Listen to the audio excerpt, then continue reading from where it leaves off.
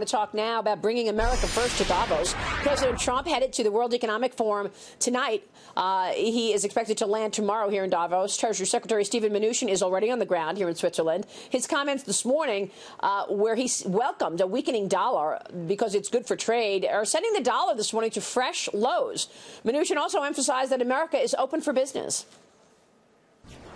We have a great story to tell, lots of important meetings. It's really all about economic growth, opportunities to invest, free and fair trade, so we're looking forward to it.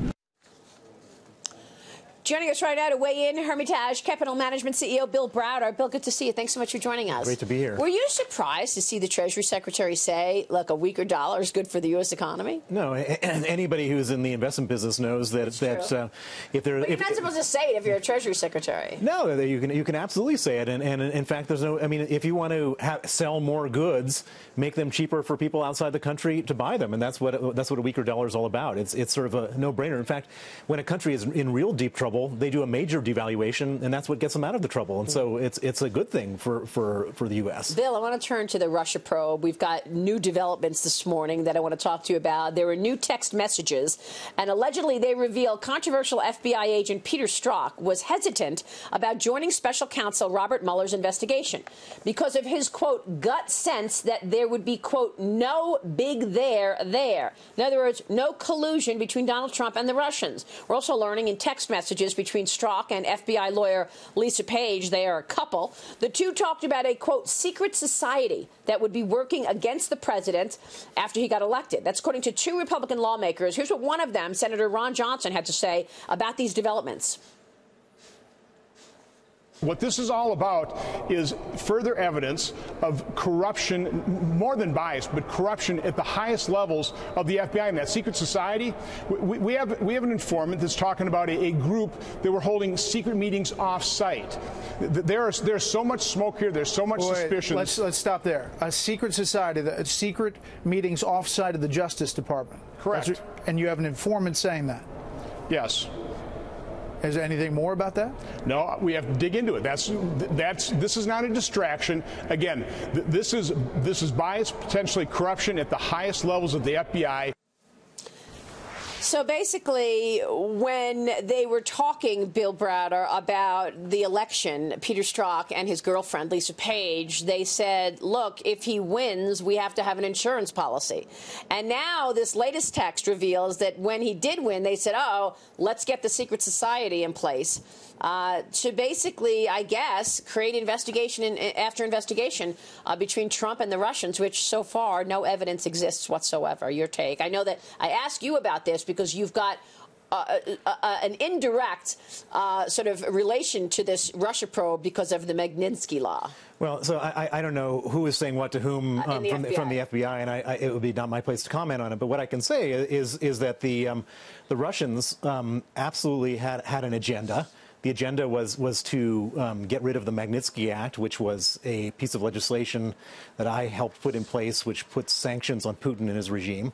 And they went to Donald Trump Jr. and Jared Kushner and others to try to make that happen. Now, whether anything happened to that meeting in response, we don't know. And eventually the truth will come out about that one way or another. And I'm not going to prejudge a Justice Department investigation. I believe Robert Mueller is an honest investigator, and he's got a lot of good people, patriots working for him, and they'll either will prove there was no collusion or they'll prove there's collusion. We can all be armchair investigators trying to make sense of one or two sound bites, but you know, these people there's 20 people, 20 U.S. attorneys on his staff, 200 FBI agents, and a bunch of other people. Eventually, the truth will come out one way or the other, and then we can put it either to rest or we can put it to a problem. Tell me about Mr. Magnitsky and why you helped create that law. I'm not sure that the public understands what you've been through. Yeah, so I worked with Sergei Magnitsky. He was my lawyer in Russia. He uncovered a massive Putin government corruption scheme where Putin and his cronies stole $230 million of taxes that my firm had paid to the Russian government from the Russian government.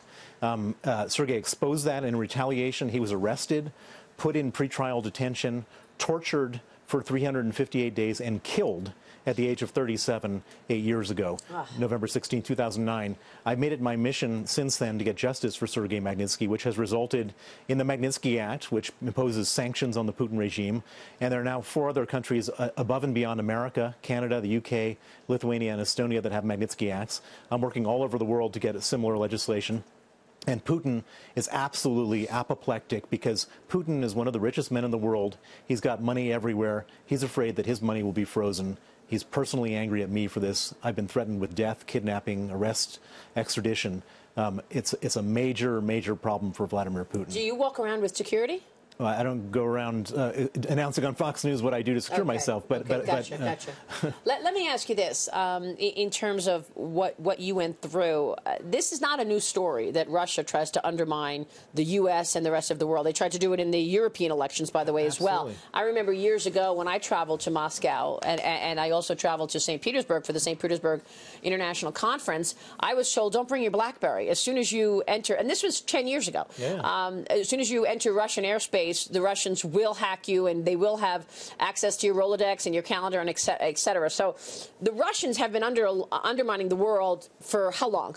They've been doing it for 50 years. Right. I mean, so there's nothing new about Donald Trump. There's nothing new about this, and then they did it in France. They do it everywhere. I mean, and it's not partisan. I think America needs to put aside all this partisan discussion about Russia. It's not if you support Trump, then you can't believe in Russian interference. Russia was interfering everywhere, and it's a nonpartisan thing. If they could have interfered if they could have talked to the Clinton campaign, they would have talked to the Clinton campaign. It's about Putin trying to create chaos. So he can't bring Russia up to the level of the United States and Western Europe, and so he wants to bring us down to his level by creating chaos, by creating dissent, by having us all fight with each other over this stuff. Somebody tried to run against him, and the election was what happened? He said, no, you can't run. Well, so Boris Nemtsov, Boris Nemtsov, a Russian opposition person, was killed right in front of the Kremlin, and it turned out that all 60 security cameras were turned off at the moment he was killed.